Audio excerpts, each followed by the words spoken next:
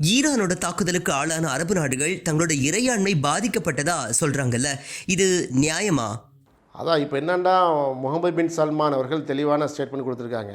நாங்கள் என்ன பண்ணோம், எங்கள் நாட்டுக்குள்ளே நீ எப்படி வந்து அத்துமீறி தாக்குதல் நடத்துகிற அப்படின்னு சொல்லி ஈரானுக்கு ரொம்ப கோபமாக பேசியிருக்கிறாங்க. இதே கோபம் வந்து இஸ்ரேல் மீதும் இருக்க வேண்டும். இந்த கோபக்கணை வந்து இஸ்ரேல் மீதும் இருக்க வேண்டும், அதுபோல் அமெரிக்கா மீதும் இருக்க வேண்டும். இந்த அரபு நாடுகள் ஒட்டுமொத்தமாக சேர்ந்து IOC, organisation of Islamic council, அந்த நாடுகள்லாம் ஒற்றுமையாக வி கண்டம், நாங்கள் வன்மையாக அமெரிக்காவை கண்டிக்கிறோம் என்று சொன்னாலே போதும். எங்கள் நாட்டிலேருந்து இங்கே வெளியே போப்பா, உன் பேச கொண்டுட்டேன்னு சொல்கிறதுக்கு அவங்களுக்கு துணிவு இல்லையே, துணிவு இருக்கிறதா அவங்களுக்கு இல்லையே. ஆனால் ஈரான் வந்து தாக்குதல் நடத்தி விட்டது என்பதுக்கு கோபப்படுறாங்களே. அந்த அரபு நாடுகளுக்கு இருக்கக்கூடிய சிக்கல்கள் இருக்கிறது. அந்த அரபு நாடுகளை வந்து நாங்கள் பாதுகாக்கிறோம் என்று சொல்லி அரபு நாட்டுடைய காசிலே திண்டு கொளுத்து கொண்டிருக்கிறது அமெரிக்க இராணுவம். அமெரிக்க இராணுவத்துக்கு பின்னாடி என்ன இருக்குது? இஸ்ரேலுடைய மொசாத் இருக்கிறது, இஸ்ரேலுடைய ஜியோனிச அந்த சித்தாந்தம் இருக்கிறது. அமெரிக்கா தலை சிறந்த நாடு.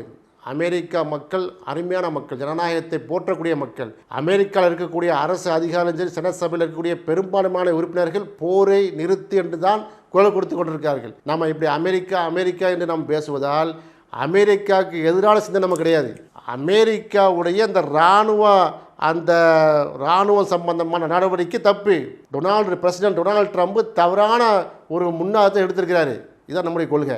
அமெரிக்கா திட்டம்னு மாற்றம் இல்லை. ஏன்னா இஸ்ரேலில் பார்த்தீங்கன்னா, இஸ்ரேலில் பெஞ்சமின் நெட்டன்யாஹூ வெளியே போகிறான். பெஞ்சமின் நெட்டன்யாஹூ நீ போர் வெறியன்னு சொல்லி இஸ்ரேலில் இருக்கக்கூடிய யூத மக்களை, தன்னுடைய பிரதமரை பெஞ்சமின் நெட்டன்யாஹூக்கு எதிராக மிகப்பெரிய கலகத்தை வந்து புரிந்து கொண்டிருக்கார். நம்ம நேரடியாக பார்க்கிறோம். எனவே நேயர்கள் இதை புரிந்து கொள்ள வேண்டும். எனவே தான் சொல்கிறோம், நீங்கள் வெளியே போங்க அப்படின்னு சொல்கிறதுக்கு ஏன் அரபு நாடுகளுக்கு, இந்த சவுதி அரேபியாவுக்கு, இந்த கத்தருக்கு, இந்த குவைத்துக்கு, இந்த ஜோர்டானுக்கு, இந்த சிரியாவுக்கு, இந்த யுஏக்கு ஏன் துணிச்சல் வரவில்லை? பஹ்ரைனுக்கு ஏன் துணிச்சல் வரல? எனவே எங்கள் நாடு வந்து பாதிக்கப்பட்டிருக்குன்னா பாதிக்கப்படும் என்று சொல்லி தான் இருக்கானே ஈரான்காரன். அவன் மந்தி ரைஸ் கப்ஸா போட்டு வந்து ஒட்டகத்தை கொண்டு இறக்கி சாப்பிட்ற ஆள் கிடையாது. அவன் நான் வந்து கிண்டல் பண்ண, நக்கல் பண்ணலை. நம்ம சோத்து மனதான் உட்காந்துருக்கமே அரபு நாடுகள் சொல்கிறான். சாப்பாடு எப்படி மந்தியில் கொண்டு வந்து ஒட்டகத்தை இறக்குறதா, முழு ஆடை இறக்குறதா, இப்படியா அது இறக்க வேண்டியதா? சாப்பிட நல்லா சாப்பிடுங்க, தப்பு ஒன்றும் இல்லை. டெக்னாலஜியில் நீங்கள் வளர்ந்துட்டீங்களா? அமெரிக்காவுடைய சப்போர்ட் இல்லாமல் நாங்கள் சுய ஆட்சியாக நாங்கள் நிற்போம் என்ற நிலை எப்போ வரப்போகுது அரபு நாடுகளுக்கு? அந்த நிலை இல்லைல்ல.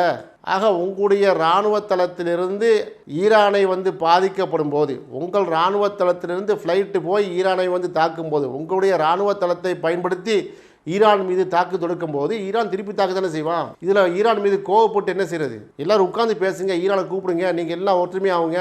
மத ரீதியாக ஆங்களேன், நான் மதத்தை பேசலை. திரும்பவும் சொல்ல, நம்ம மதத்தை பின்பற்ற, மதத்தை வந்து ப்ரொமோட் பண்ணுறதுக்கு அந்த வீடியோவில் விடையில. நீங்கள் எல்லாம் ஒரு முஸ்லீம்கள் தானே, எல்லாம் ஒற்றுமையாக வாங்கலாம் பார்ப்போம். ஒரு ட்ரீட்டி போடுங்க, எங்கள் நாடு நல்லா இஸ்லாமிய நாடு, எங்களை தாக்கக்கூடாது சொல்லுங்களேன் பார்ப்போம். அப்படி வரலையா? சரி, அரபு நாடு தான் வாங்கலாம். நாங்கள்லாம் அரபு பிரதேசம், அரபு நாடுகள், நாங்கள்லாம் மிடில் ஈஸ்டில் இருக்கிறோம், எங்களை தாக்கக்கூடாது, யார் ஒருவரை தாங்க நாங்கள் திருப்பி தாக்குவோம், அப்படியே வாங்க. அப்போ எந்த விதமான ஒரு கொள்கை இல்லாமல் இருந்துட்டு ஈரான் நாங்கள் தாக்கி விட்டார்கள், எங்களை இறையாமைக்கு எப்படி பண்ணால் ஈரானுடைய இறையாமை பாதிக்கப்படுது, என்ன செய்யறது? ஈரானுக்கு இறையாமை இருக்கா இல்லையா?